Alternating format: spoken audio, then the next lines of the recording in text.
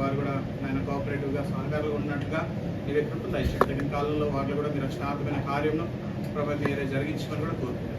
గృహం చుట్టూ మా చుట్టూ మీ దేవతలు కాపులు అగ్ని ప్రాకారం ఉంచుకొని మా సమయాలంతటిని కూడా మీ దయగల హస్తాలకు అప్పచెప్తూ వాళ్ళు మేము తగ్గించుకుంటూ మీ నామాన్ని హెచ్చిస్తూ ఈ కొద్ది ప్రార్థన మీ ప్రియకుమారుడు మా రక్షకుడైన ప్రభు యేసుక్రీస్తు నామమున స్తుతించి ప్రార్థిస్తున్నాం తండ్రి.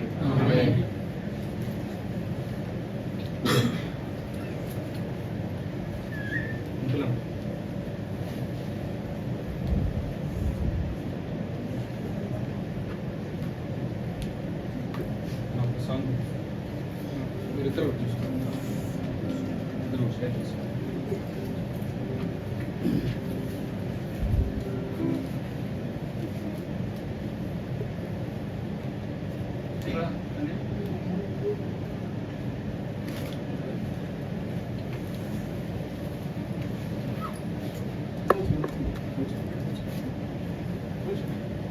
పాట సంఖ్య 142 పాట, సాంగ్ నెంబర్ 142, సిలువ చెంతకురా సిలువ చెంతకురా అనే పాట.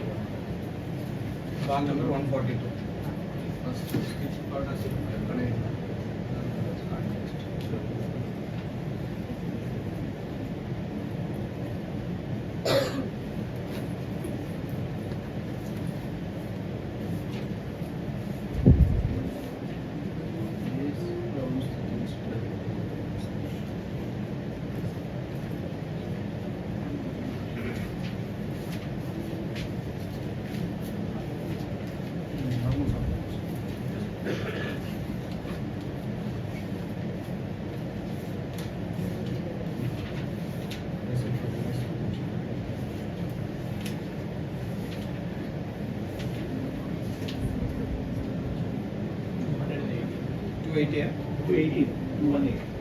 సాంగ్ నెంబర్ 218, 218 పాట, యేసు ప్రభుని స్తుతించుట ఎంతో ఎంతో మంచిది అని పాట.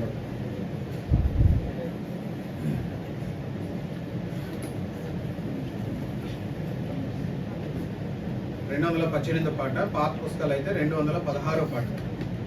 Old song books 216, new song books 218. యేసు ప్రభును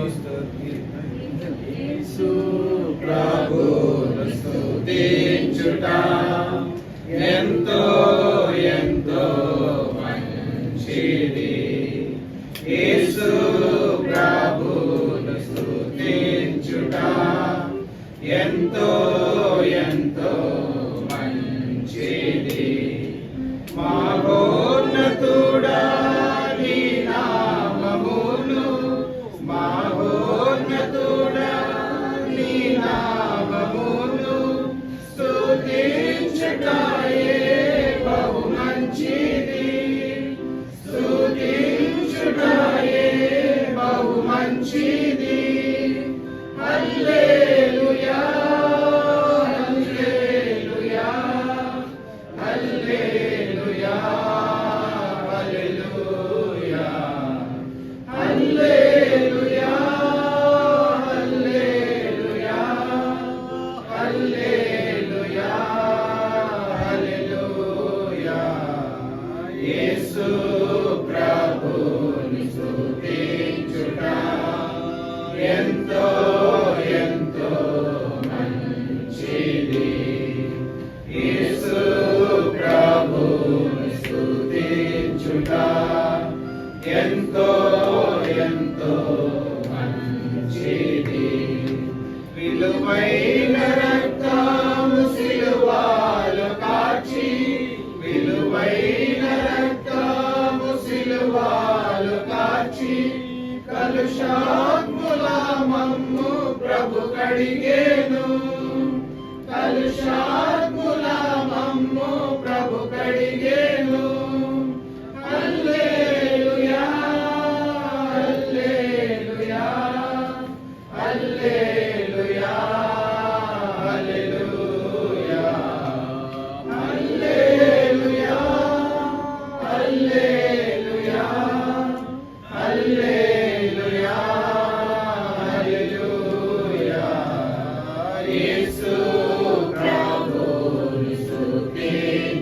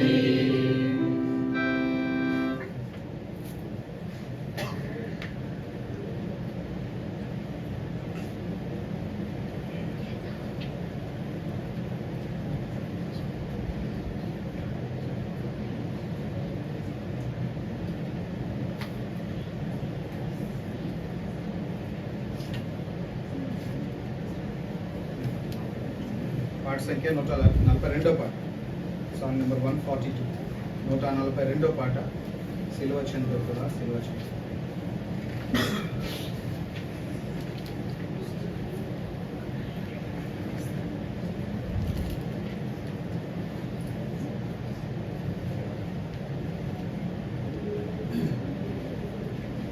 సాంగ్ నెంబర్ 142, 142. ఈ ఎల్లో సాంగ్ వచ్చింది, ఎల్లో సాంగ్ సిలువ చెంత కదా సిలువ చెంత.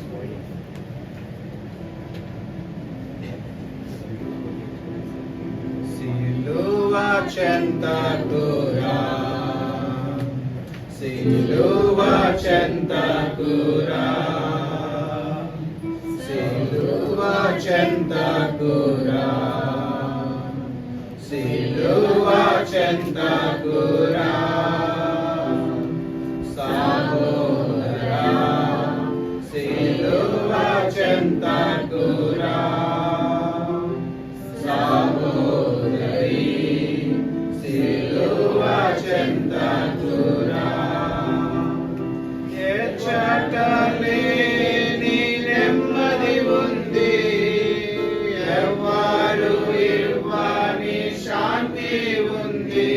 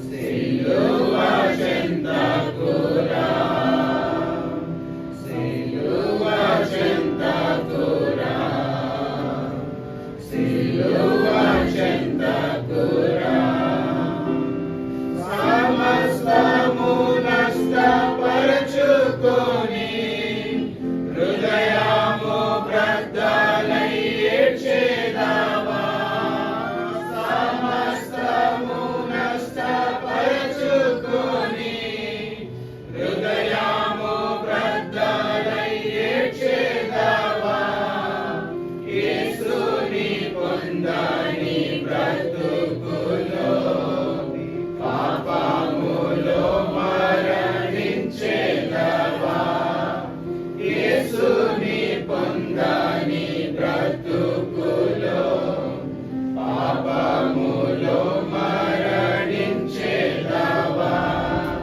సిలువ చెంతకురా సిలువ చెంతకురా సిలువ చెంతకురా సిలువ చెంతకురా పాపము జీవించు గృహములో పక్షి జీవించవిలగునా పాపము జీవించు గృహములో పక్షి జీవించవిలగునా దుఃఖంతో నిండిన హృదయములో నెమ్మది చూడవిలగునా దుఃఖంతో నిండిన హృదయములో నెమ్మది చూడవిలగునా సిలువ చెంతకురా సిలువ చెంతకురా సిలువ చెంతకురా సిలువ చెంతకురా సిలువలో వేలాడు యేసుని నీవు వీక్షించిన చాలును సిలువలో వేలాడు యేసుని నీవు వీక్షించిన చాలును రక్షకుడు చిందిన రక్తములో నీ పాపములన్నీ కడుగబడును రక్షకుడు చిందించిన రక్తములో నీ పాపములన్నీ కడుగబడును సిలువ చెంతకురా సిలువ చెంతకురా సిలువ చెంతకురా సిలువ చెంతకురా సహోదరా సిలువ చెంతకురా సహోదరి సిలువ చెంతకురా ఎంచగలేని నెమ్మది ఉంది ఎవ్వరు ఇవ్వని శాంతి ఉంది ఎంచగలేని నెమ్మది ఉంది ఎవ్వరు ఇవ్వని శాంతి ఉంది సిలువ చెంతకురా సిలువ చెంతకురా సిలువ చెంతకురా సిలువ చెంతకురా ఈ సమయంలో మనము దేవుని వాక్యాన్ని మనం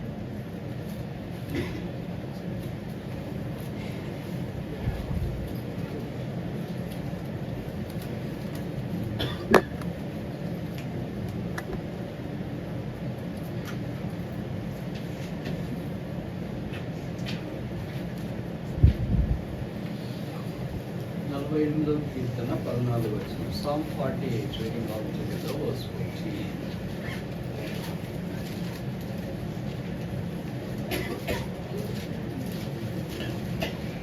Psalm 48 verse 14.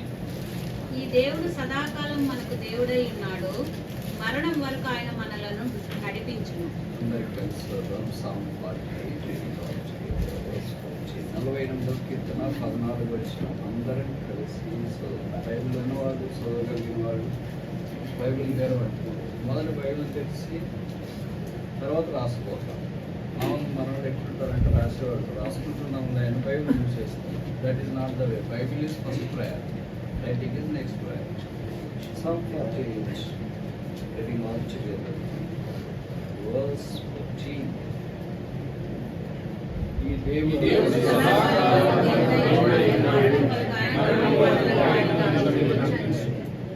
చేస్తాం. ప్రేమగల తండ్రి చేస్తున్నాము బట్టి స్తోత్రాలు. దాసులకు చేసరికి కుటుంబ సభ్యులతో కలిసి ఇక్కడ స్థలాలను వచ్చిన సిస్టర్స్ స్తోత్రాలు.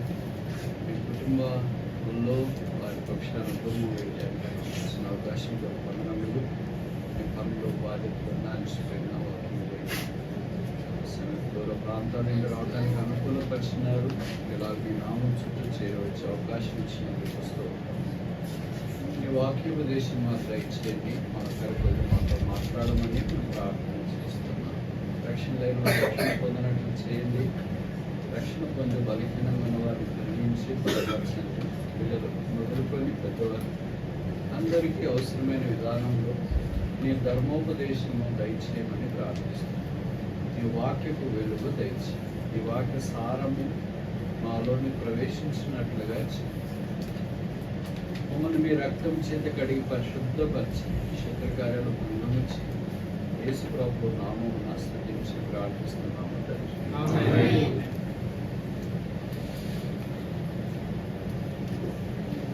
దేవుడైన యేసుక్రీస్తు ప్రభువు పాత కొత్త నిబంధనలో రకరకాలుగా తన గురించి ప్రత్యక్షపరచుకుంటూ వచ్చింది.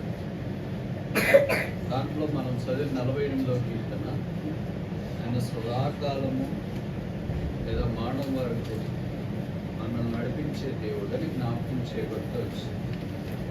బైబిల్ అంతట్లో అత్యధికముగా వ్రాయబడిన పదము లేదా అత్యధికముగా వ్రాయబడిన పదాల్లో దేవుడు అనేది ఒకటి గాడ్. ఇంకా కొంతమంది అంటారు దేవుడు ఎక్కడ ఉన్నాడో చూపించాలి. ఎక్కడున్నాడో చూపించాల్సిన పని లేదు. బైబిల్లోనే మొదటి పేజీ మొదటి అధ్యాయం మొదటి వచనంలోనే ఉంది.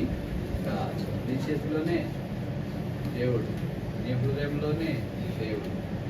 ఆయన పేరే యేసుక్రీస్తుని కొత్త నిబంధనలో మనం చూస్తాం.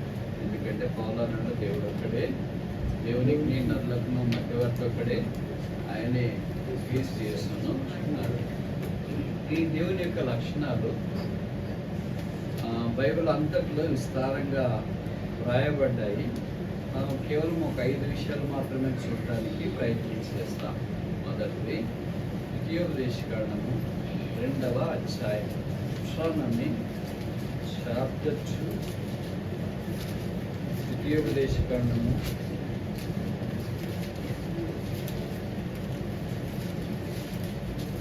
2వ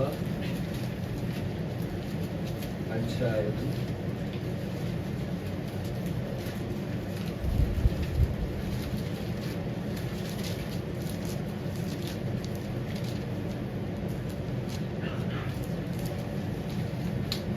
7వ వచనం. ఈ చేతి పనులన్నిటిలోనూ ఈ దేవుడైన యెహోవా నిన్ను ఆశీర్వదించెను. ఈ గొప్ప అరణ్యములో నీవు ఈ 40 సంవత్సరములు సంచరించిన సంగతి ఆయన ఎరుగును. ఈ దేవుడైన యెహోవా నీకు తోడై ఉన్నాడు, నీకేమీ తక్కువ కాదు. మొదటి ఎలాంటి దేవుడు అంటే తక్కువ చేయని దేవుడు. God does not allow the shortage. ఇంకో మాటలో దీన్ని మన భాషలో చెప్పుకోవాలంటే కేరింగ్ గాడ్. మన విషయమే జాగ్రత్త చింతించే దేవుడు, మనల్ని కేర్ చేసే దేవుడు. ఈ దినాల్లో మనకి పదం ఎక్కువ కావాలనిపిస్తుంది. Who cares for me. పిల్లలు కూడా మాట్లాడేటప్పుడు ఐ డోంట్ కేర్ అనేది మామూలుగా వాడుతుంటారు. ప్రధానికి ఇప్పుడు అది వచ్చింది. హెల్త్ కూడా హెల్త్ కేర్. కనుక care is one thing is the world is hunting far.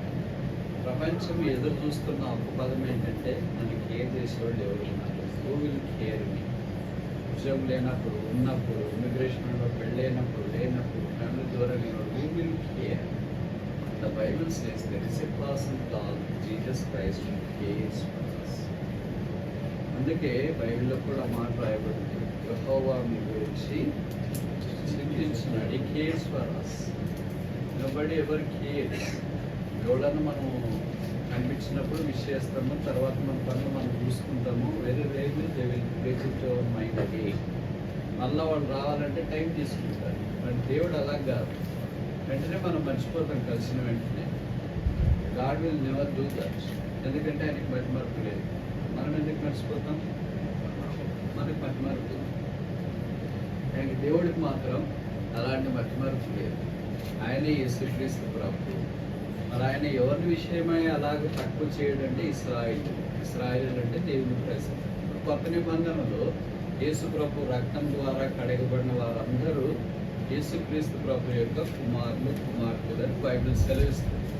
కనుక ఇంకా ఎవరైనా యేసు ప్రభుని అంగీకరించకుండా వారి హృదయాలు యేసు ప్రభుకి అప్పగించకుండా ఉంటే వారి జీవితాన్ని యేసు రక్తము చేత కడిగించబడకుండా ఉంటే ఈ సాయంకాలం మళ్ళా మేము జ్ఞాపకం చేస్తున్నాం. ఈ రాత్రి యేసు పాపల రక్షకుడు, పాపల కొరకు ఈ భూమి మీదకి దిగి వచ్చినాడు. ఆయనలో పాపము లేదు, ఆయన పాపము చేయలేదు, ఆయన పాపం ఎరగడు. అయితే మనందరి కొరకు సిలువలో పాపముగా చేయబడటానికి ఇష్టపడ్డాడు. Became sin for us although he hasn't did any sin. మన కొరకు ఆయన సిలువలో పాపముగా చేయబడ్డాడు, వికారుడుగా మార్చబడినని బైబిల్లో రాయబడింది. స్వరూపమైన సొగసైన లేనివాడుగా చేయబడ్డాడని బైబిల్లో రాయబడింది. 53వ అధ్యాయంలో యేసు ప్రభు యొక్క సిలువను గురించిన ప్రవచనాత్మకమైన వర్ణన పరిశుద్ధాత్మ దేవుడు ప్రస్తావించిన సంగతి క్రైస్తవులోకి పరిచయం. కనుక ఆయన స్వరూపము సొగసు లేనివాడిగా మార్చబడి సిలువలో రక్తము కార్చి చనిపోయి సమాధి చేయబడి తిరిగి 3వ దినాన్ని లేచి పరలోకమందు ఆసనుడయ్యండి మన కొరకై విజ్ఞాపన చేస్తున్న ప్రధాన యాజకుడు.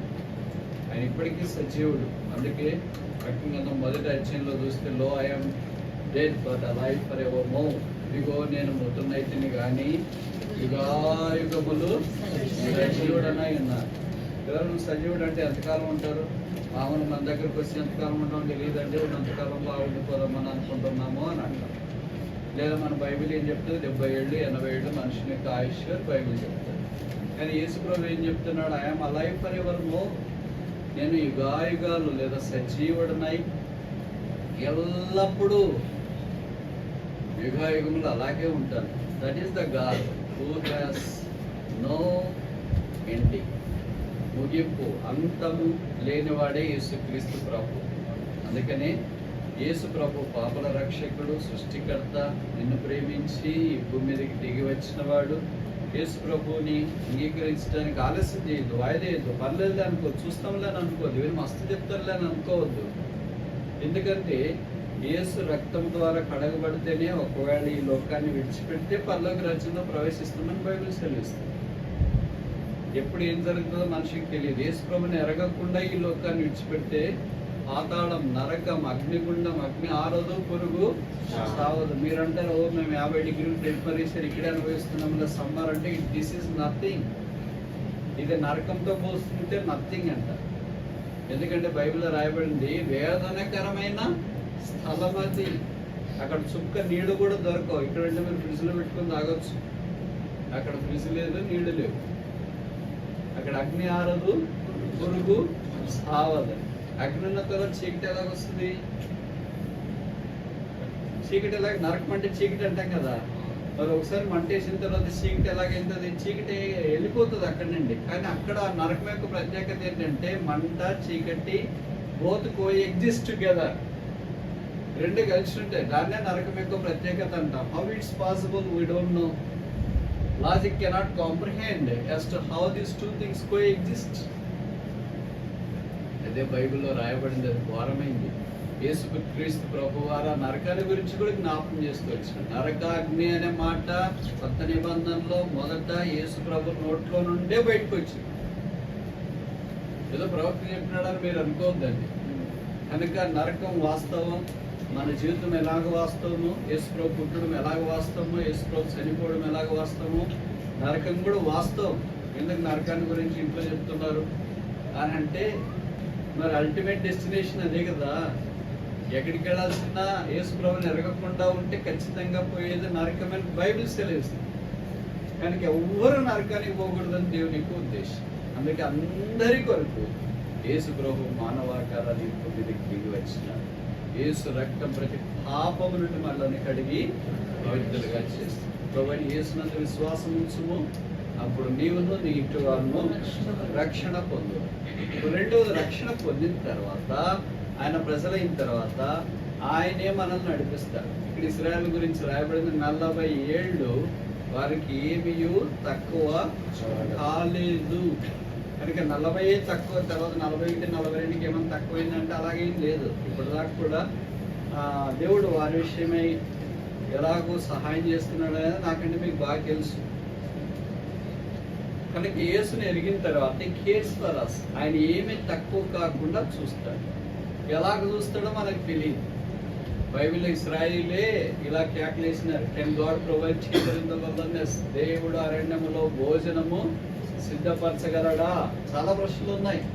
అలాంటి ప్రశ్నల్లో వీటి ప్రశ్న వేసినాడు, సిద్ధపరిచినాడా లేదా?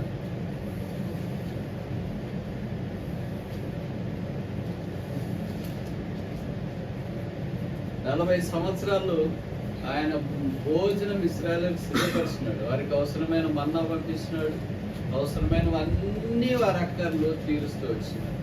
ఇది ఎంత ఆశ్చర్యకరమైన సంగతి ఏంటంటే, మనుష్యుడు ఏ సహాయం అంటే ఆర్థిక సహాయం లేకుండా ముందు కొనసాగలేడు. ఇప్పుడు చూడండి, మామూలు మీరు భార్య పిల్లలు బయటికి పోవాలనుకో, లేదా పిల్లలు భార్య సంగతి పక్కన పెట్టండి, మీరు ఒక్కడే బయటికి పోవాలనుకో, వ్యాలెట్ లేకుండా స్మార్ట్ ఫోన్ లేకుండా బయటికి వెళ్ళగలనే వాళ్ళు చేయండి.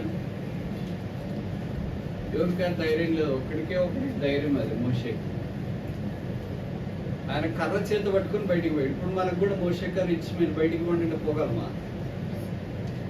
ఏం లేకపోయినా పర్లేదండి, మాకు మొబైల్ ఏంటి బయటికి పోతాం ఉంటారు. ఇప్పుడు అంతా డిజిటల్ ట్రాన్సాక్షన్ ఉంది కదా, ఆ డిజిటల్ ట్రాన్సాక్షన్ లేకుండా బయటికి పోలేము. ఎక్కడ చూసినా అదే అవసరం అవుతుంది.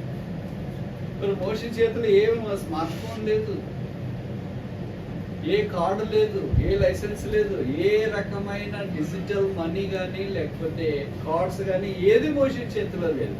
ఒకటి దేవుడు ఇచ్చిన. కనుక దేవుడు ఏదైతే మనకి ఇస్తాడో దాన్ని మనం చేతబట్టుకున్నప్పుడు, రక్షణ చేతబట్టుకున్నప్పుడు, వాక్యం చేతబట్టుకున్నప్పుడు, పరిశుద్ధాత్మ దేవుని చేతబట్టుకున్నప్పుడు మనం ముందుకు వెళ్ళడానికి అవకాశం. ఇబ్బందులు రాలేదా ఇశ్రాయేలు? 40 ఏళ్ళు వచ్చినాయి. శత్రువులు రాలేదా 40 ఏళ్ళలో? వచ్చినారు. రోగాలు రాలేదా 40 ఏళ్ళు? వచ్చినాయి. బైబిల్లో రాయబడింది కదా, ఐగుప్తీయులకు కలిగిన ఏ రోగం నేను మీకు రానేను. నిర్గమ 23, 25 చూస్తాం. I will heal all the sickness. కనుక రకరకాల పరిస్థితులు కూడా వాళ్ళు వెళ్ళినారు. పాములు గర్వలేదా? కలిసినాయి. అన్ని రకాలైన పరిస్థితుల్లో వెళ్ళారు. అయితే ప్రభువు వారిని కాపాడటానికి పగలు మేఘస్తంభము, రాత్రి అగ్నిస్తంభముగా వారి నుంచి నడిపించినట్టు వాక్యం మనం చూస్తాం. కనుక ఏమీ తక్కువ కాలేదు. ఇశ్రాయేలుకు దేవుడైన యేసుక్రీస్తు ప్రభువు మనకు కూడా దేవుడు. అందుకే బైబిల్ ఎప్పుడో పాట ఉందనుకుంటే, ఇశ్రాయేలీయుల దైవమా, ఇశ్రాయేలీయుల సైన్యమునకు ముందు నడిచిన దైవమా, మన ముందు కూడా ఆయన నడవటానికి ఇష్టంగా ఉన్నాడు. కనుక మొదటిది ఈ దేవుడు అనగా యేసుక్రీస్తు ప్రభు సదాకాలం మనకు దేవుడై ఉన్నాడు. ఎలాంటి దేవుడో చూస్తున్నాం. మొదటిది ఇస్ ఎ కేరింగ్ గాడ్. ఆయన మన గురించి పట్టించుకునేవాడు. మిగతా వాళ్ళు పట్టించుకున్నా పట్టించుకోకపోయినా ప్రభు మాత్రం మనల్ని పట్టించుకోవడంలో మరచిపోడు. He will never forsake Nar will forget. ఆయన మనల్ని విడిచిపెట్టాడు. అందుకే దేవుని యొక్క వాక్యములో ఆయన ఎడబాయిని ప్రేమ, ఇర్మియాలో మనం చూస్తాం కదా, behold I love thee with an everlasting, శాశ్వతమైన ప్రేమతో నేను నిన్ను ప్రేమించుచున్నాను. రెండోది చూస్తామా, కొరింథీయులకు రాసిన 2వ పత్రిక 3వ వచనం. 2 Corinthians chapter 1 verse 3. కనికరము చూపు తండ్రి, సమస్తమైన ఆదరణ అనుగ్రహించు దేవుడు. ఏ దేవుడు? సమస్త ఆదరణ అనుగ్రహించు దేవుడు. దీనికి ఒక పేరు పెడదామా? Comforting God. ఆదరించు దేవుడు. Is not only caring God, but is also comforting God. ఆదరణ చాలా సందర్భాల్లో మనకు అవసరం. అందుకే ఆదరణ దేవుని యొక్క వాక్యం ద్వారా వస్తుంది. ఆయన పేరే పరిశుద్ధాత్మ, దేవుని పేరే ఆదరణకర్త, కంఫర్టర్. యేసుప్రభువారి భూమి మీద నుండి వెళ్ళిపోయేటప్పుడు అన్నాడు, నేను మీ మధ్యలోనికి ఆదరణకర్తను. ఆయన ఆదరించేవాడు. గాయపరిచేవాడు ఈ భూమి మీద అందరూ ఉన్నారు, మన చుట్టుపక్కలే ఉంటారు. భర్త గాయపరచవచ్చు, భార్య గాయపరచవచ్చు, boss, colleagues, name it anybody. hurting people, but healing people are very limited. As the coin has both sides, both valid, our Christian life has both sides, both valid. On one side we have hurting people, on the other side we praise God, there are healing or healing God. If only the world is filled with all hurting people, world cannot exist any longer. If only the world is filled with all healing, there is no healing needed when there is no hurting. Healing ఎందుకు కావాలా? Hurt అయితేనే healing కావాలి. Hurt అనేది లేకపోతే healing temple ఉంది.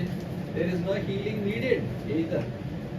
కనుక యేసుక్రీస్తు ప్రభు వారు మనల్ని ఆదరించి దేవుడు ఈ మాట పౌలే రాస్తూ వచ్చినాడు. పౌలు లాంటి వాడికి కూడా ఆదరణ అవసరమైంది. పౌలు లాంటి వాడికే ఆదరణ అవసరమైంది. మన లాంటి వాళ్ళ సంగతి ఏంటి? పౌలు లాంటి వాడు అంటే యేసు ప్రభు తర్వాత యేసు ప్రభు వలె జీవించిన వ్యక్తి అపోస్తలుడైన పౌలు అని బైబిల్ పండితుల అభిప్రాయం. ఆయన మూడో ఆకాశానికి వెళ్ళిపోయాడు, పశ్చిమ సఖ్యంగానే మాట్లాడినాడు. అలాంటి వాడికి ఆదరణ అవసరమైతే భూమి మీద కారులో తిరిగి మనకి ఎంత అవసరమో. దమస్క్ మార్గంలో వెళ్ళినప్పుడు వెలుగును చూసి బోర్లో పడి ప్రభువా నీవెవడు అని కేకలేసిన వాడే ఆదరణ అవసరం అనుకుంటే, అసలు పాపం చేస్తూ కేకలేసి మన సంగతి ఏంటి? 14 పత్రికలు రాసిన వాడే ఆదరణ అవసరమని అంటే, రాసిన పత్రికలు చదువుకోవడానికి బద్ధకమైన మన సంగతి ఏంటి?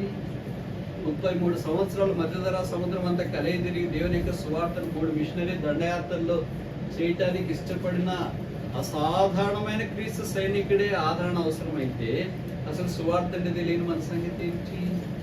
తన ప్రాణాన్ని పణంగా పెట్టడానికి ఇష్టపడి నా ప్రాణం పణార్పణముగా పోయిచున్నానని కేకలు వేసిన హతసాక్షి అయిన వాడికే ఆదరణ అవసరమైతే, సాక్షి కాని వాడికి ఇంక మన సంగతి ఏంటి? We are perhaps so far from the very centrality and the core path of the Bible. అయితే ప్రభు మనకున్న చిన్న చిన్న పరిస్థితుల్లోనే మనల్ని ఆదరించి ధైర్యపరుస్తుంది. మనకేంటి పౌరులు పెద్ద పెద్ద రాలేదు, ఎందుకంటే మర్రి చెట్టుకు వచ్చే గాలి వేరే, తుంగకు వచ్చే గాలి వేరే. తుంగ అంటే తెలుసు కదా మీకు? తెలుసా తెలీదా? తుంగ అంటే ఇంతే ఉంటుంది, ఇంకే పుడుతుంది. మర్రి చెట్టు అంటే పెద్దగా ఎకరాలు వ్యాపించుంటుంది. ఎక్కడ దాన్ని ఓడు ఉందో తెలియదు, ఎక్కడ స్టార్టింగో తెలియదు, ఎక్కడ ఎండింగో తెలియదు. మీలో ఎవరైనా అనంతపూర్ జిల్లా వాడు ఉంటే తెలుస్తుంది. భారతదేశంలోనే పెద్ద మర్రి చెట్టు తిమ్మమ్మ మర్రిమాను అని అంటారు. కరెక్ట్ దగ్గర ఒకటి ఉంటుంది, దాదాపు 4 ఎకరాల విస్తీర్ణంలో ఉంటుంది. ఎక్కడ స్టార్టింగ్ ఎక్కడ ఎండింగ్ ఎవరికి తెలియదు. 4 ఎకరాల్లో ఒక చెట్టు ఉండదు అనేది మీరు ఊహించగలరా? అలాంటి ఆత్మీయంగా ఉన్నోడు ఉన్నారు. మనం వాళ్ళ దగ్గర పోల్చుకోవడానికి లేదు. కనుక పౌలు అలాంటి వాడు. మనం ఏదో తొంగ మాదిరి చిన్న అదేంటి మలక మాదిరి వచ్చించాం. ఆ మలక మాదిరి వచ్చిన మనకి ఇదే గాలే, ఇదే మనకి ఉద్యోగము, జాబు, ఇమ్మిగ్రేషను, హీలింగ్ ఇదే మనకి చాలని అనిపిస్తుంది. ఇంకా అంత పెద్ద మర్రి చెట్టు లాంటి వాడికి ఆధ్యాత్మికమైన విషయాల్లో యేసుక్రీస్తు ప్రభు యొక్క ఆదరణ అవసరం. అందుకే మన జీవితంలో రకరకాల పరిస్థితుల్లో, రోగాల్లో, ఇబ్బందుల్లో, కుటుంబాల్లో, అవమానాల్లో, ఇమిగ్రేషన్, అప్పుల్లో, పేదరికం, వీటన్నిటిలో యేసుక్రీస్తు ప్రభు మన ఆదరణ. అందుకే మత్తయి 4:4 ఒక వాక్యం రాయబడింది కదా, man shall not live by bread alone but every word that proceedeth out of the mouth of God shall he live by. మనుషుడు రొట్టె వలన మాత్రమే కాక దేవుని నోటి నుండి వచ్చే ప్రతి మాట వలన జీవించును. ఇది ఎవరికి కష్టాలు ఉన్న వాళ్ళకి మాత్రమే తెలుస్తుంది. ఇది వాళ్ళకి అన్నం తినబుద్ధి కాదు, పగలు రాత్రి నిద్ర పోబుద్ధి కాదు, నిద్ర పట్టదు. ఎందుకు బతుకుతున్నామా అని అక్కడ సావలేరు, ఇక్కడ బతకలేరు. అలాంటి వాడిని బతికించడం అలాంటి పరిస్థితులు మనకు కూడా అప్పుడప్పుడు ఎదురైతుంటాయి. అన్నం పోదు, తినమని ఎంతమంది బలవంతం చేసినా పోదు, చేదుంది, తినబుద్ధి కాదు అని అంటాం. కంటికి నిద్ర రాదు, కడుపుకి ఆకలి కాదు, దేహానికి విశ్రాంతి దొరకదు, రాత్రి పగళ్ళు ఒకటే రకంగా ఉంటాయి. ఇలాంటిది మనకి చాలా తక్కువ ఉంటాయి. కానీ బైబిల్లో భక్తులు ఇలాంటి పరిస్థితులు కూడా వెళ్ళాడు. దావీదు అన్నాడు, నేను ఏడుస్తుంటే రాత్రి పూట వెల్లెలుగులు పడుకొని, ఆయనకి ఇట్లాంటి ఫ్యాన్లు ఏసీలు లేవు, కానీ ఏడుస్తుంటే ఆయన అన్నాడు, నా కన్నీళ్ళ చేత దిండు కొట్టుకొని పోవచ్చు. దావీదు లాంటి గొప్ప భక్తుడే అలాంటి కన్నీటి ప్రవాహంలో కొట్టుకొని పోగలిగితే మన సంగతి. ఆయనకి ఇవన్నీ జీవితంలో వస్తుంటాయి. అధైర్యపడకుండా ముందుకు సాగిపోవాలని దేవుని వాక్యం మనకి జ్ఞాపకం చేస్తుంది. ఎందుకంటే యేసు ప్రభు వారి మార్గం నుండి వెళ్ళాడు. యేసు కన్నీళ్ళు విడిచిన బైబిల్లో రాశారు. 3 సార్లు యేసు ప్రభు వారు ఏడ్చినట్లు బైబిల్లో రాశారు. అంటే 3 సార్లే జీవితంలో ఏడ్చుకోవడం కాదు దాని అర్థము. రాసిండేది ఇది. అనదినము కన్నీళ్ళు ఇచ్చిన ఎబ్రీ పత్రికలో మనం చూస్తాం. ప్రతి దినము మానక. చూడండి ఎబ్రీ పత్రిక 5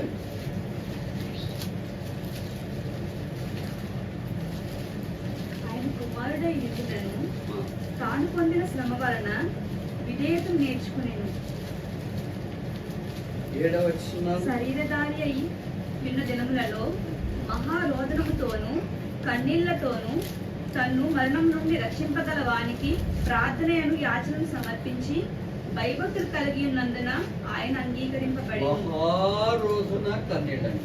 ఇక్కడ అనుదినం అనే పదం ఏం లేదు కానీ మహారోధున కన్నీళ్ళు.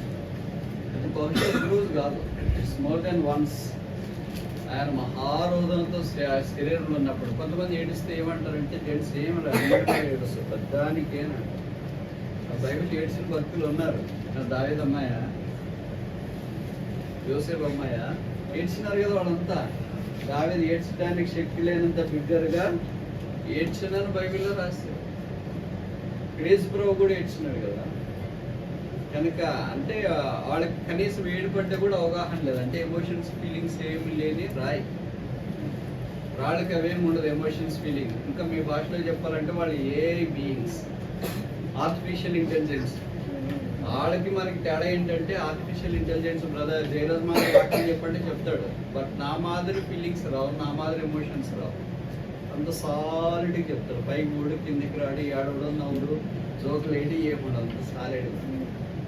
But the difference between machine and man is that man has all emotions put together. మనిషికి అన్ని ఎమోషన్స్ ఉంటాయి, భావోద్రేకాలు ఉంటాయి, ఏడుపు ఉంటుంది, కోపం ఉంటుంది. ఇలాంటివన్నీ భావోద్రేకాల యొక్క సమ్మిళితమే మనిషి. Machine is not like. Machine has no emotions, machine has no human nature. That is machine. 3వ చూస్తామా మన దేవుడు ఎలాంటి వాడు. ఎఫెసీ పత్రిక 3వ అధ్యాయము 21. అడుగు మనలో కార్యసాధనమైన మనలో కార్యసాధకమగు తన శక్తి చొప్పున మనం అడుగు వాటి కంటేను ఊహించు వాటి కంటేను అత్యధికంగా చేయ శక్తిగా దేవునికి. ఈ దేవుడు ఇప్పుడు దాకా దేవుడు అనే దానికి ఆయన లక్షణాలు కొన్ని చూడటానికి ఆరంభించిన ఈ దేవుడు. ఏ దేవుడు? మొదటిది ఏంటి? కేరింగ్ గాడ్, పట్టించుకునే దేవుడు. రెండవది ఏంటి? ఆదరించే దేవుడు. మూడవది ఏంటి? అడుగు వాటినిటికంటేను ఊహించు వాటినిటికంటేను అత్యధికముగా చే శక్తి గల దేవుడు. దీనికి ఏం పదం పెడదాం?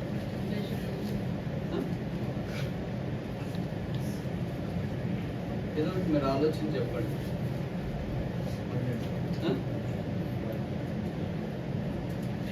ఇప్పుడు ఎందుకు అడుగుతున్నానంటే giving few seconds of window for your mind to think over.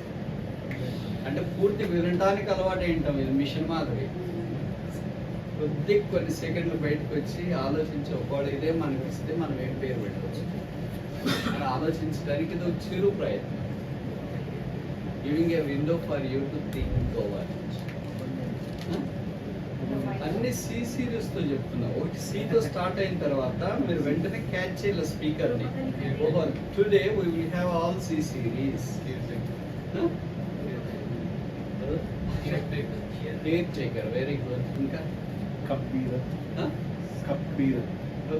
Very good. చాలా డీప్ చెప్తుంది. మీరు ఇంత డీప్ చెప్తున్నా నెక్స్ట్ సార్ మారిపోదు.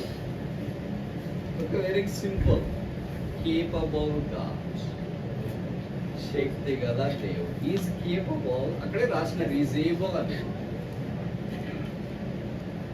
ఏబుల్ గాడ్ అంటే కేపబుల్ గాడ్. మనకి సి సిరీస్ రావడానికి is capable enough to do more than what we ask. And మనం అడిగిన దానికంటే ఊహించిన దానికంటే అత్యధికముగా చేయ శక్తి గల దేవుడు. ఇప్పుడు తల్లిదండ్రులు ఏం చేస్తారు? అడిగిన దానికంటే ఊహించిన దానికంటే తక్కువ ఇస్తారు. ఉద్యోగంలో బాస్ ఏం చేస్తాడు? అడిగిన దానికంటే ఊహించిన దానికంటే తక్కువ ఇస్తారు. లోకంలో ఎవడైనా ఇంత ఫ్రెండ్ కానీ ఎవడైనా కానీ ఒకవేళ అడిగినంత ఇవ్వచ్చు, కానీ అడిగిన దానికంటే తక్కువ ఇచ్చేవాడే ఎక్కువ మంది ఉంటారు. అందుకే ఎవడన్నా మనతో డబ్బులు అప్పు కావాలనుకున్నా ఒక 1000 రియాల్సా ఓకే రియాల్స్ కావాలని అడుగుతారు అనుకో, వాడికి 500 అవసరం ఉంటుంది. వాడికి 500 అడిగితే ఇచ్చేయాలి, 200 ఇస్తే కష్టం కదా, 1000 అడిగితే 500 కన్నా ఇస్తాడు అని అనుకుంటారు. This is way of business trick. కానీ యేసు ప్రభు దగ్గరికి వచ్చినప్పుడు అలా కాదు. మనం అడిగిన దానికంటే ఈ gives more than what we expect,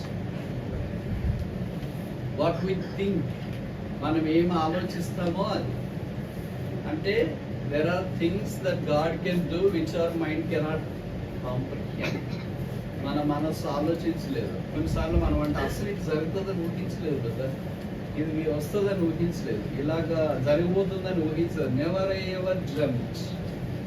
కానీ God is able to do beyond our understanding and thinking. మన థింకింగ్ ఎక్కడ దాకా వెళ్తుందంటే రేపు ఎల్లుండి ఏదో కొన్ని రోజుల దాకా వెళ్తుంది. And the thinking stops after some time, after some boundary. తర్వాత it cannot move any further. There is no propagation of the waves of the thinking after some time. Stops. But when it comes to the thinking of Jesus Christ or the capacity of Jesus Christ, it has no boundaries. ప్రభు వారి యొక్క అక్కరకు వచ్చినప్పుడు, లేకపోతే ఆయన సామర్థ్యంకి వచ్చినప్పుడు, ఆయన సామర్థ్యానికి పరిమితి లేదు. మనందరికీ పరిమితులు ఉంటాయి. We have all limitations. But Christ is the person who has no limitations. Christ is a person who has no borders. ఉదాహరణకి ఇశ్రాయేలీయుల యొక్క జీవితం మనం చూస్తే అరణ్యంలో ప్రయాణం చేయడానికి ఒక కుటుంబం మీరు నడిపించడానికి, భార్య భర్త 2 పిల్లలు నడిపించడానికి you plan so many things. మనకి ఇంత వస్తుంది, రెంట్ ఇంత, పలానా బిల్ ఇంత, ఇది ఇంత, ఇది ఇంత, so plan so many things. అయినా మన ప్లాన్ ప్రకారం జరగదని నాకంటే మీకు బాగా తెలుసు. కొంతమందికి ఫైనాన్షియల్ ఏంటి మేనేజ్మెంట్ ఉంటుంది, వాళ్ళకి సరిగ్గా చేయలేదు. చేస్తే పూర్తిగానే ఖర్చు చేస్తారు, లేకపోతే ఏ ఖర్చు చేయకుండా ఈతకు మాత్రం ఉంటారు. ఈత కంటే మీకు తెలుసు కదా, ఏ ఆకరాలన్నా ఈతకు రావద్దంటారు. అది ఇక్కడే మిడిల్ ఈస్ట్లోనే. లేకపోతే బైబిల్ పదం చెప్పాలంటే అది కుండ, ఓటి కుండ వల్లే, లేకపోతే రంధ్రాలు పడిన కుండ సంచి వల్లే ఉంటుందని మలాఖీలో మనం చూస్తాం. కొంతమంది అలాగే చెప్తారు, బ్రదర్ డబ్బులు ఇన్ని వస్తాయి బ్రదర్, ఎక్కడ పోతాయో తెలియదు అని కొంతమంది. అంటే వారి కష్టార్జితము వారికే తెలియదు. కొన్నిసార్లు అలాగే జరుగుతుంది. మన ప్రభు దగ్గర సరిగ్గా లేనప్పుడు, లేకపోతే దేవునితో సత్సంబంధంలో లేకుండా జీవిస్తున్నప్పుడు అలాగే జరుగుతుంది. నేను ఆ మధ్యలో ఒకసారి డెన్మార్క్ వెళ్ళాను, కోపెన్హాగన్. అక్కడ బ్రదర్ ఉన్నాడు. ఆయన ఏదో శనివారం వీకెండ్ కదా, మీకు తెలుసు కదా, అన్ని వీకెండ్కి పెట్టుకుంటారు వాళ్ళు. అది కూడా వీకెండ్కే పెట్టుకుంటారు. అందుకని శనివారం వీకెండ్ సాయంకాలం బయటకు వెళ్ళి భోజనం చేస్తాం బ్రదర్ అన్న. నేనన్నా I do not usually cherish because I not pudding. Because stay back at home అంటే మీరు వస్తే మేము కూడా వస్తాం పిల్లలు అమ్మటానికి. ఎందుకంటే వాళ్ళకి టైం ఉండదు కదా వేరే తప్పుడు. మా ఇలాంటి వాళ్ళు పోయినప్పుడే వేరే కూడా చూస్తారంట. This is true everywhere. Otherwise they don't pack up all the family and then go out and see the things around. వెళ్దాం బ్రదర్ అన్న. సరే వెళ్ళినాము. వెళ్ళేటప్పటికే అక్కడ 8 గంటలు అయింది, రాత్రి 8 గంటలు అయింది. సరే పార్కింగ్ కొన్ని ఏరియాస్లో, మీకు పార్కింగ్ అంటే తెలుసు కదా. సో మామూలు కొంతమంది పాశ్చాత్య దేశాల్లో బిలీవర్స్ మందిరానికి వెళ్ళేటప్పుడు వాడు ప్రభావ మాతో మాట్లాడు, మా అక్కని తీర్చని ప్రార్థన చేయదు. ఏం ప్రార్థన చేసి పార్కింగ్ దొరికితే చాలు ప్రభావ. This is same in Middle East also. Dubai, Abu Dhabi ఇవన్నిట్లో కూడా పార్కింగ్ దొరికితే చాలు ప్రభావ అని వస్తారు. కానీ వాడు నా ఎదురుగా ప్రార్థన చేస్తుంది. నేను అంటుంటా బ్రదర్, నాకు తెలిసినండి, you are more worried about parking. Why not you worry about God speaking to you, meeting your need? అంటే parking is immediate need, but God speaking to us is a spiritual need. We are more mindful about the immediate needs, but not mindful about the spiritual long-lasting needs. That's a shortage of our mind and vision. So వెళ్ళాము, ఎక్కడో ఒక దగ్గర parking కనిపించింది. ఈయన ఇక్కడ park చేస్తే బాగుంటుంది అన్నాడు. సరే మీ ఇష్టం అని చెప్పాను, పార్క్ చేసినాం. ఇంకా 5-6 మంది ఉన్నాం బ్రదర్స్, వాళ్ళ ఫ్యామిలీ అందరు కలిసి ఏదో ఇండియన్ రెస్టారెంట్కి వెళ్ళాం. సరే భోజనం మాటలు ఎక్కువ ఉంటాయి కదా. But I do not talk much, they talk much because they have everything to talk. I do not talk much because I do not have anything to talk. అందరూ మాట్లాడినాము. తర్వాత 10-10:30 అయ్యేటప్పటికి వాళ్ళ హోటల్లోనే మూసేస్తున్నారు. It usually it happens. కనుక ఇంక బయటకు వచ్చినాం. బయటకు వచ్చి పార్కింగ్ వెహికల్ పెట్టాం కదా, అక్కడ దాకా వస్తే అది గేట్ తాళం వేసినారు. లోపల వెహికల్ ఉంది, బయట తాళం వేసినారు. మామూలు పెయిడ్ పార్క్ చేస్తే 5 euros అయింది. ఇప్పుడు ఇది ఫ్రీ పార్కింగ్ అని పెట్టినాము. కానీ అది టైం సిగ్నల్ పెట్టింటారు ఎక్కడన్నా 5 గంటలకో 6 గంటలకో లేకపోతే ఇప్పుడు 8 గంటలు పార్క్ చేసామనుకో లాస్ట్ టైం 9 గంటలు అని పెట్టింటారు. అది మనకు కనపడుకోకుండా పెట్టింటారు. అక్కడికి వస్తే లాక్డ్. ఇప్పుడు ట్యాక్సీ తీసుకొని ఇంటికి వెళ్తే వెళ్ళొచ్చు, మళ్ళీ ఉదయం వచ్చి కార్ పికప్ చేసుకోవాలి కదా. That's expensive issue again. ఇప్పుడు ఏం చేయాలి, వాళ్ళు చాలా తెలివిగా కింద నంబర్ కూడా ఇచ్చింటారు. You come after this call this number. ఆ నెంబర్కి కాల్ చేస్తే ఆయన సావుకబురు ఏం చెప్పినాడంటే 9కి ఇది మూసేసేది, 9 తర్వాత వచ్చినారు కనుక you have to pay fine, you have to pay money for me for tax on both sides because I have to come for you. మీ కొరికే నేను రావాలి కనుక నాకు ట్యాక్స్ మీరు పే చేయాలా, నా వెళ్ళేటి కనుక ఎక్స్ట్రా దానికి కూడా పే చేయాలి. $5 మిగిలించుకోవాలని ట్రై చేస్తే 5 euros 50. ఇలాంటివి ఎన్ని జరుగుతుంటే మనకి నిత్య జీవితంలో నీకు జరగవేమో కదా. నాకు ఈశ్వరంగా జరుగుతూ ఉంటాయి. ₹5 మిగిలించుకోవాలా, షేర్ ఆటోకి పోయాలి మనం ట్రై చేస్తే దానికి డబుల్ ట్రిబుల్ ఎక్కడో పోతుంటాయి. కష్టార్జితము అనుభవించడానికి మనం సరైన సంబంధం ప్రభుత్వం ఉండమే. అందుకే you earn so much but that is not properly used for obvious reasons. ప్రభువు దగ్గర మనం సన్నిహితమైన సంబంధంలో ఉన్నప్పుడు we have a right relation with Christ. All this unnecessary things car breakage, gas leakage, అనవసరమైన ఖర్చులు ఉంటాయి కదా, జ్వరం వచ్చేది, హాస్పిటల్కి పోయేది, దీనికి ఎంతైనా మనం ఖర్చు పెడతాం. కానీ ప్రభు దగ్గరికి వచ్చినప్పుడు మాత్రము ఏ చెట్టు ఆకరాలన్నా అది తాకరాలేదు. అందుకే ప్రభు అంటే నాకు రాల్చే టైం మస్తు ఉందిలేని ఆయన, రాల్చే మెథడ్స్ కూడా ఉన్నాయి. అక్కడ రావటానికి ఇష్టపడతాం ఎంతైనా కానీ. డాక్టర్ దగ్గరికి వెళ్ళినప్పుడు డాక్టర్ చెప్తారు ఏం హోప్స్ లేవు ఇంకేసారి, ఎంతైనా ఖర్చు అయింది సార్. బ్లడ్ కావాలంటే తెస్తాం, మేర కావాలంటే తెస్తాం, ఏం కావాలంటే తెస్తాం. అదేదో మొదటే చేసుకోవచ్చు కదా.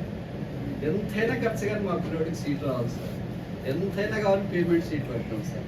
This are usually groping problems across Christendom nowadays. It is not problem of you. It's not only problem in India, it's not only problem in America, it's not only problem in UK, it's not only problem in Europe. It is problem across all the Christian world. So sad that believers are willing to dump their money for unnecessary things rather than necessary. ప్రభువులో ఉన్నప్పుడు మనకేం జరుగుతుందంటే the difference between being in Christ and out side Christ. క్రీస్తులో ఉన్నప్పుడు ఈ losses అన్ని Christ will check, filter and try to enable us to use our time, treasure, tears and everything profitable.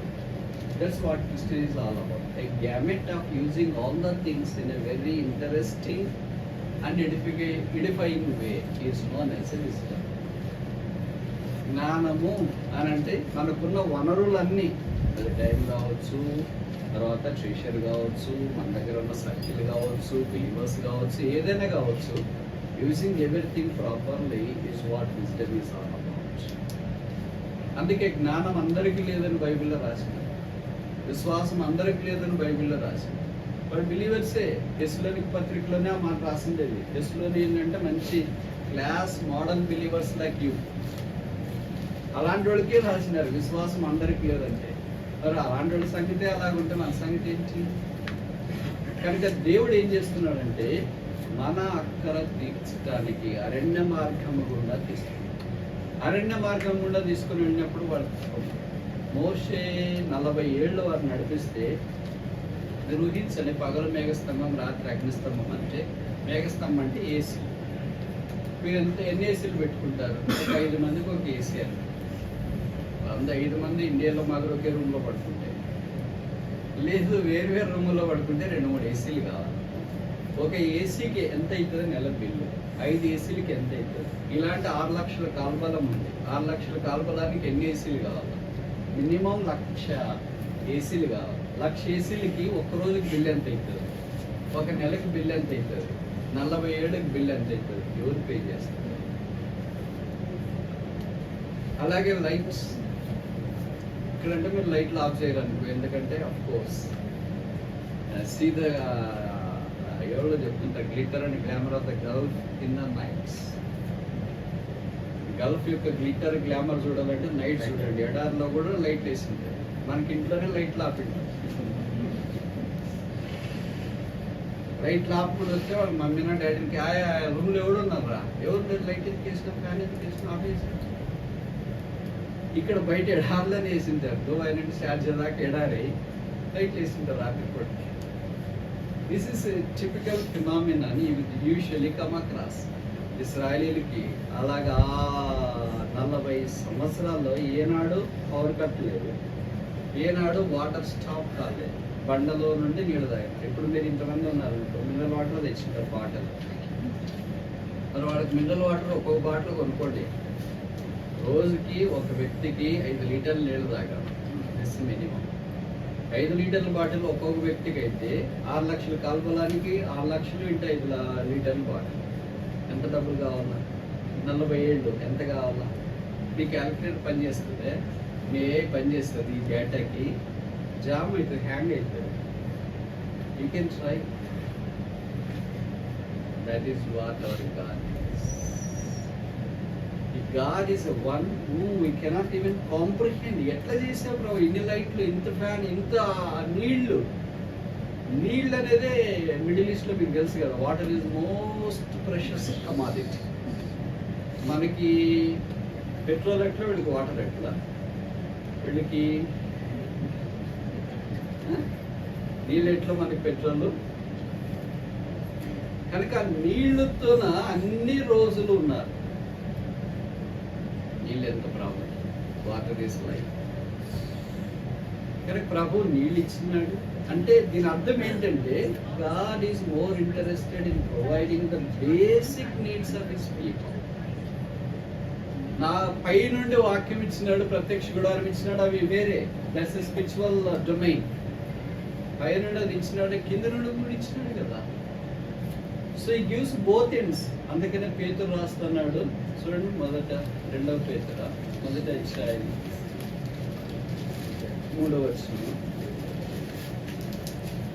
తన మహిమను బట్టి గుణాతిశయమును బట్టి మనలను పిలిచిన వాని గురించిన అనుభవ జ్ఞానం మూలముగా ఆయన దైవ శక్తి జీవనములకు భక్తికి కావలసిన ఆయన దేవశక్తి జీవమునకును భక్తికి కావలసిన వాటన్నిటిని మనకు దయచేసి. కనుక 2 రకాలైన లైఫ్ ఇక్కడ మనకి, జీవము, భక్తి.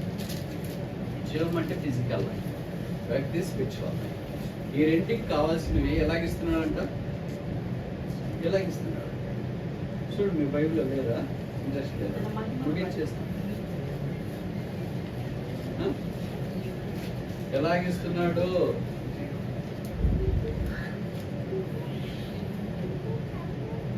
ఎవరికి కనపడలేదా?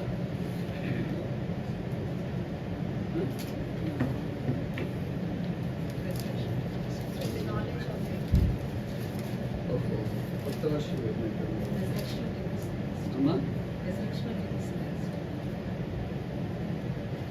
చూడండి, బైబిల్ చూడండి. మీరు బైబిల్ చూడట్లేదు. పేతురు రాసిన 2వ పత్రిక 1వ అధ్యాయం 2-3 వచనాలు కలిసి ఉన్నాయి కదా. జీవమునకును భక్తికి కావలసిన వాటన్నింటినీ మనకు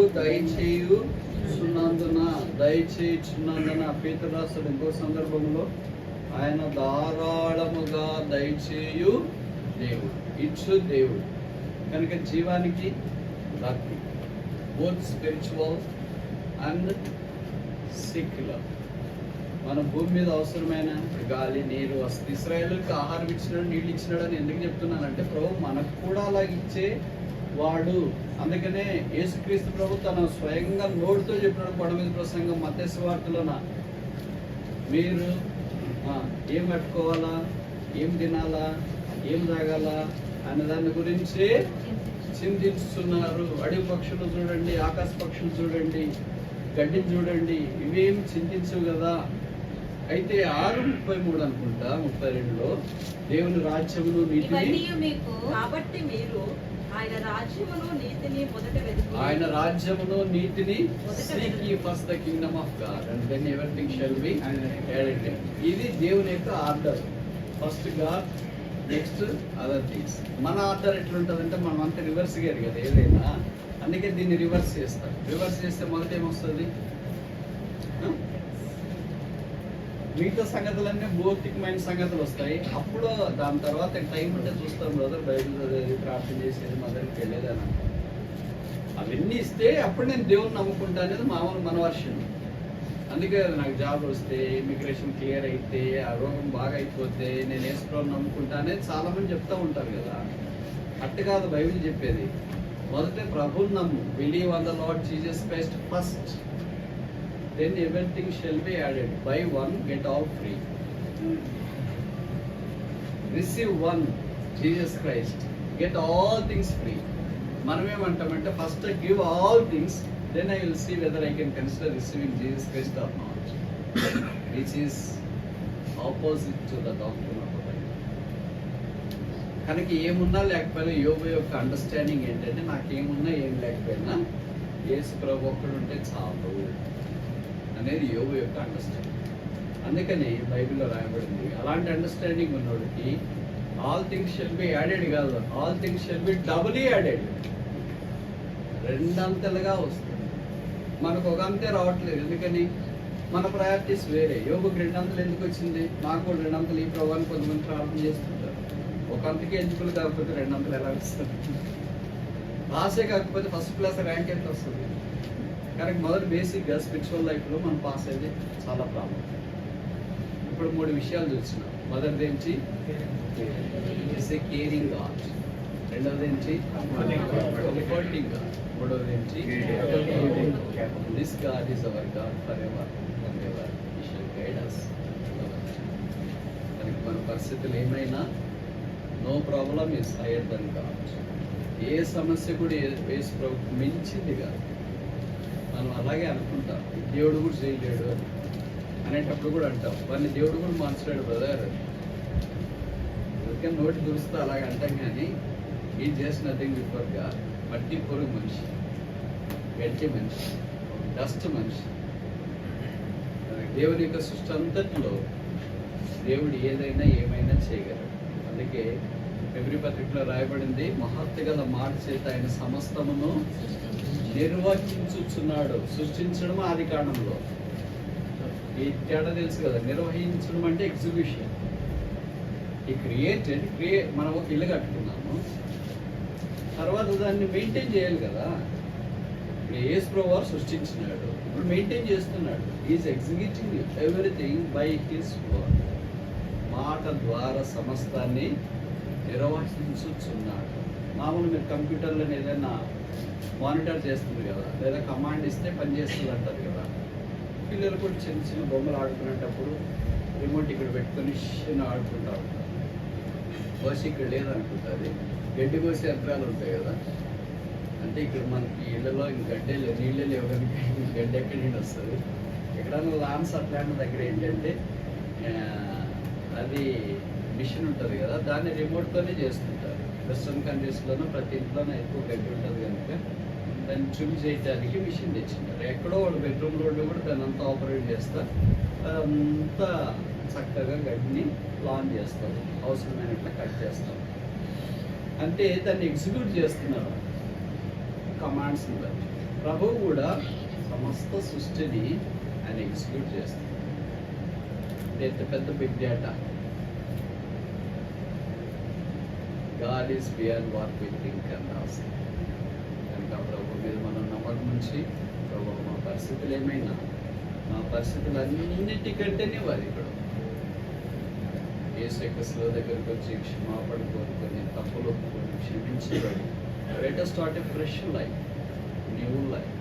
దేవుని మీద ఇంతదాకా అంత విశ్వాసం లేదే, మన సమస్యలు ఎక్కువ మనకి కనిపిస్తున్నాయి, ఇవి పెద్దగా ఉన్నాయి. మనమేమనుకుంటామంటే ఇవి తీరితే నేను యేసుప్రభు దగ్గరికి వస్తాను.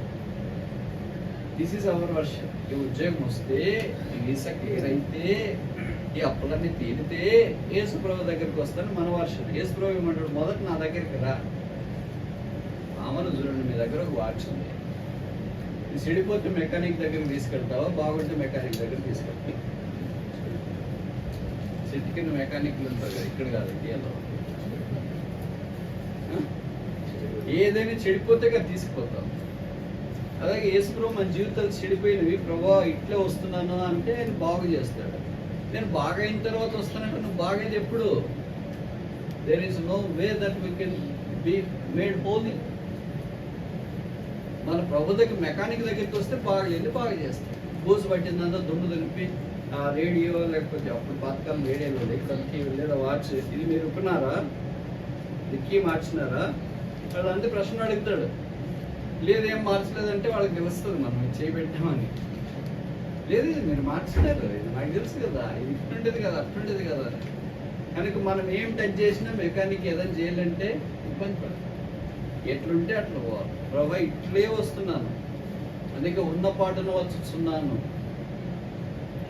అప్పుడు ఆ మెకానిక్ దాన్ని తీసి శుభ్రం చేసి పోవాలి.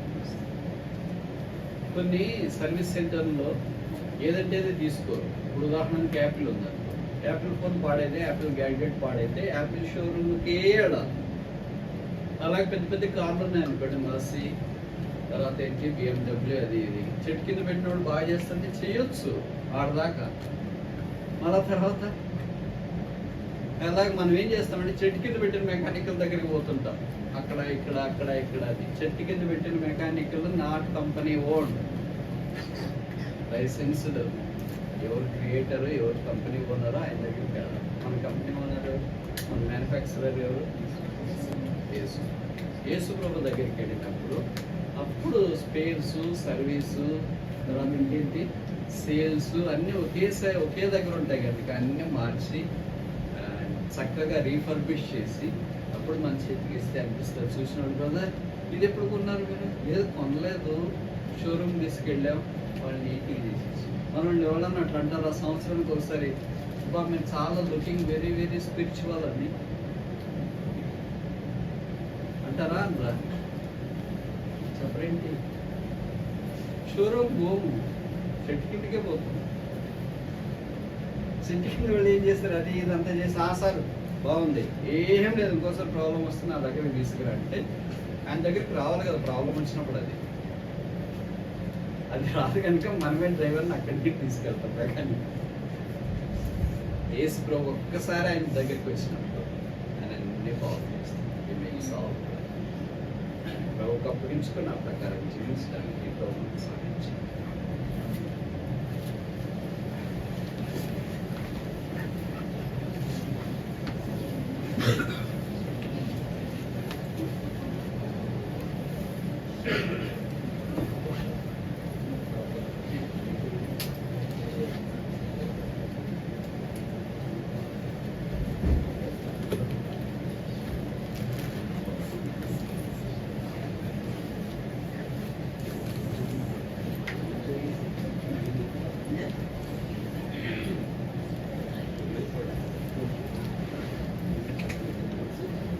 అంటే కనిపిస్తున్నట్టే ప్రార్థన చేస్తాం.